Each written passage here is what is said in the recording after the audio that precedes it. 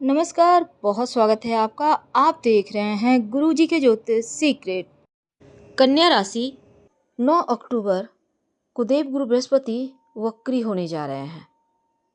देवगुरु बृहस्पति वर्तमान समय में वृषभ राशि में चल रहे हैं और वृषभ राशि में ही वक्री होंगे। 4 फरवरी 2025 को देवगुरु मार्गी हो जाएंगे और 14 मई 2025 तक वृषभ राशि में रहेंगे। इसके बाद वो मिथुन राशि में प्रवेश करेंगे। तो आपके ऊपर देवगुरु का वक्री होने से क्या प्रभाव पड़ेगा, क्योंकि देवगुरु धन, शिक्षा, संतान, विवाह, मान सम्मान और सफलता के कारक हैं। देवगुरु बृहस्पति कैसा भी परिवर्तन करें पर लाइफ पर इसका असर जरूर पड़ता है।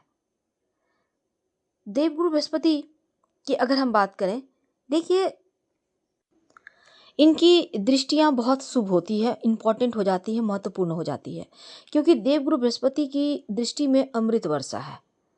और सबसे महत्वपूर्ण ये है कि देवगुरु बृहस्पति की दृष्टि के बिना देवगुरु बृहस्पति के प्रभाव को भी आप नहीं समझ पाएंगे। तो देवगुरु बृहस्पति जहाँ हैं वहाँ से ज़्यादा महत्वपूर्ण उनका प्रभाव पे है, उनकी दृष्टि कहाँ पर डाल रहे हैं ये महत्वपूर्ण होता है। तो देवगुरु बृहस्पति की दृष्टि को समझना सबसे आवश्यक है। तो मन में थोड़ा सा आपको लग रहा होगा कि हमने वक्री स्थिति की बात की है, लेकिन अब हम इनके दृष्टि की बात कर रहे हैं। देखिए, वक्री स्थिति में होने का मतलब होता है पीछे की ओर चलना। हालांकि ये चलते नहीं है, आभास होता है। अब देखिए, वक्र अवस्था यानी कि पिछली राशि का थोड़ा सा प्रभाव रहेगा।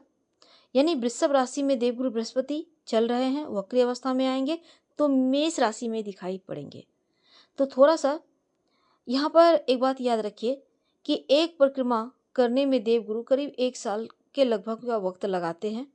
और इनके चूंकि हम दृष्टि की बात कर रहे हैं, जिस घर में बैठे हैं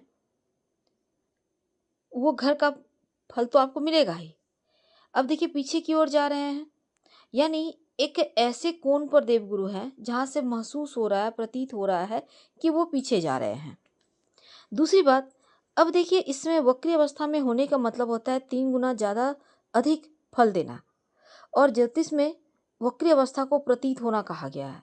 देवगुरु बृहस्पति के पास 3 दृष्टि है, जहाँ से वो बैठेंगे वहाँ से 5वीं दृष्टि, 7वीं दृष्टि और 9वीं दृष्टि डालेंगे, जिसको अमृत की दृष्टि कहा जाता है, क्योंकि अमृत का वास होता है। अब देवगुरु बृहस्पति वृषभ राशि में चल रहे हैं और वृषभ राशि शुक्र की राशि है। देवगुरु बृहस्पति शुक्र के शत्रु हैं। अब ऐसे में देवगुरु बृहस्पति अब शत्रु के घर में है, लेकिन जैसे ही वक्री होंगे तो मेष राशि के ऊपर का थोड़ा प्रभाव चलेगा।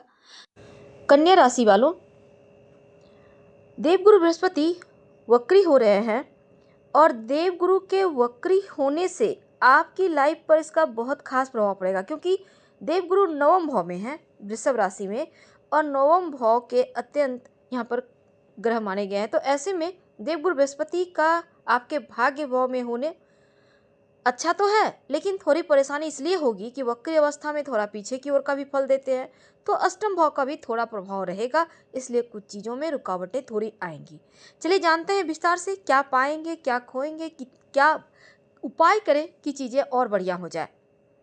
देखिए, इस दौरान यानी ये जो वक्त है करीब 185 दिनों का, इस दौरान अगर आप धर्म के पथ पे चलेंगे तो अच्छा है।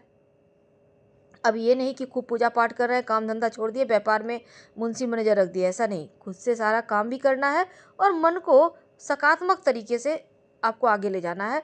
पूजा पाठ का मतलब मंत्र जप कीजिए, अच्छे काम कीजिए। तो यहाँ पर ईमानदारी से अपनी लाइफ को जिएंगे तो छोटी मोटी मुश्किलें समाप्त हो जाएगी। लेकिन आंखें बंद कर किसी पर भरोसा ना करें। जो विद्यार्थी हैं, उच्च शिक्षा प्राप्ति के लिए प्रयास कर रहे हैं, मेहनत कर रहे हैं, आपके लिए बढ़िया वक्त है। यहाँ तक कि धर्म कार्य भी होगा, धार्मिक यात्राएं होंगी और इसमें छोटी मोटी बाधाएं अगर है करियर कारोबार के मामलों में, तो यहाँ पर थोड़ा सा सावधान रहिए। भाग्य का साथ मिलेगा और धीरे धीरे कार्य आपके बनने लगेंगे। कोई विशेष अवसर मिल सकता है अगर आप जॉब करते हैं तब, तो प्रयास जारी रखें, प्रयास करें, आपको सफलता जरूर मिलेगी। जो व्यापारी भाई हैं, ज़्यादा आप किसी को उधार मत दीजिएगा, थोड़ा सावधानी रखिएगा। सावधानी के साथ निवेश भी करना है और बड़ा इन्वेस्टमेंट इसमें अगर करना चाहते हैं तो अच्छे से सलाह मशवरा के साथ करें। बच्चों को लेकर जो चिंताएं थी वो समाप्त होगा, क्योंकि संतान प्राप्ति के योग बनेंगे। संतान के पढ़ाई लिखाई के जो भी टेंशन थी वो समाप्त होगा। बच्चों का स्वास्थ्य में सुधार होगा। नया व्यापार शुरू करने की सोच रहे हैं तो भी समय अनुकूल चल रहा है। आप विचार जरूर कीजिए और आगे बढ़िए, लेकिन बड़ा रिस्क मत लीजिएगा। ये वक्त रिस्क लेने का नहीं है। प्रेम संबंध के मामले में अच्छा है, क्योंकि रिश्तों में मिठास बढ़ेगा, प्रेम बढ़ेगा, अपनापन बढ़ेगा। और अगर आप अविवाहित हैं तो विवाह तय होने की इस पीरियड में पूरी संभावना है। दाम्पत्य जीवन भी आपका बढ़िया रहेगा और इस समय श्रेष्ठ वक्त है। तो देवगुरु बृहस्पति की दृष्टि की अगर हम बात करें तो देवगुरु बृहस्पति की जो 5वीं दृष्टि है आपका व्यक्तित्व के ऊपर है, तो आपको सम्मान दिलाएगा, प्रतिष्ठा दिलाएगा। आपके लिए श्रेष्ठ वक्त है। ज्ञान से ऐसा कोई काम नहीं जिसको आप कर ना सकें, तो आपके अंदर ज्ञान बढ़ेगा भी और ज्ञान के कारण, अपनी बुद्धि के कारण आप बहुत कुछ प्राप्त भी करेंगे। देवगुरु बृहस्पति की 7वीं दृष्टि आपके पुरुषार्थ पर है। छोटे भाई बहन का सपोर्ट मिलेगा, पुरुषार्थ से हर कार्य करेंगे, मान सम्मान बढ़ेगा, सफलता मिलेगी, मित्रों का साथ मिलेगा। देवगुरु बृहस्पति की दृष्टि संतान भाव पर है, तो संतान प्राप्ति के प्रबल संभावना बनेगी। अविवाहित हैं तो विवाह होगा। यहाँ तक कि विद्यार्थियों के लिए समय अनुकूल चल रहा है। तो ये वक्त ऐसा है, आप जैसा कर्म करेंगे वैसा ही फल मिलेगा।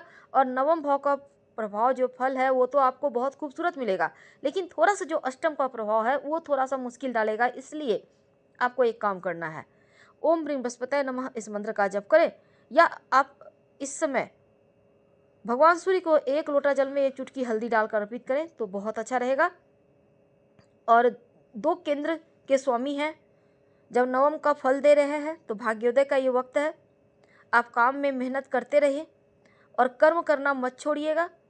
देवगुरु बृहस्पति जब 10म का भी प्रभाव देंगे तब नई जॉब मिलने की संभावना पूरी तरह से बढ़ेगी। कहीं भी कोई भी साइन करने जा रहे हैं तो अच्छे से पढ़ लिख कर ही करें। आंखें बंद कर कहीं किसी पर भरोसा ना करें। पार्टनरशिप में अगर काम कर रहे हैं तालमेल बनाकर चलें। हालांकि स्थिति बढ़िया है, लेकिन वो कुछ ऐसे तारीखें हैं जब आप कोई काम करेंगे तो सफलता मिलने की संभावना बढ़ जाएगी। कुछ ऐसे तारीखें हैं जब थोड़ा ध्यान से कार्य कीजिएगा तो ज़्यादा अच्छा रहेगा। तो आपके लिए 4 जनवरी से 16 जनवरी तक का वक्त उत्तम है। इस मध्य आप कोई भी शुभ कार्य कर सकते हैं, कार्य आपके बन जाएंगे। लेकिन आपके लिए जब थोड़ा सा संभल के रहना है, हालांकि जो हमने कहा कि 4 या 4, 5, 6 जनवरी से करीब 15, 16 जनवरी तक का वक्त आपके लिए बढ़िया है। कोई भी काम करेंगे तो लाभ होगा। इस समय संपत्ति प्रॉपर्टी का भी लाभ होगा, लेकिन सावधानी आपको रखना होगा। 22 नवंबर से 30 नवंबर तक ये वक्त ऐसा है जब थोड़ा सावधानी रखिएगा। आपके लिए समय थोड़ा सा कष्ट देगा। और फरवरी के महीने में 9 फरवरी से 19 फरवरी तक का वक्त संभल के रहिएगा। ये तारीखें थोड़ा सा दिक्कत दे सकती है, तो यहाँ पर आपको थोड़ा सा ध्यान रखना है। कोई भी इंपॉर्टेंट कार्य इस मध्य मत कीजिएगा, सचेत रहिएगा। किसी पर आंखें बंद कर भरोसा ना करें, अपनी गुप्त बातें किसी को ना बताएं, नहीं तो कष्ट होगा। और क्या करेंगे, जैसा कि हमने कहा, मंत्र जप कीजिए, सूर्य भगवान को जल अर्पित कीजिए तो आपके लिए अच्छा रहेगा। हम आपसे विदा लेते हैं। जानकारी अच्छी लगे तब लाइक कर सब्सक्राइब करें, अपनों से शेयर करें और कमेंट में हर हर महादेव जरूर लिखें। धन्यवाद। लाइव से मैच करें तब लाइक कर सब्सक्राइब करें, अपनों से शेयर करें और कमेंट में हर हर महादेव जरूर लिखें। धन्यवाद।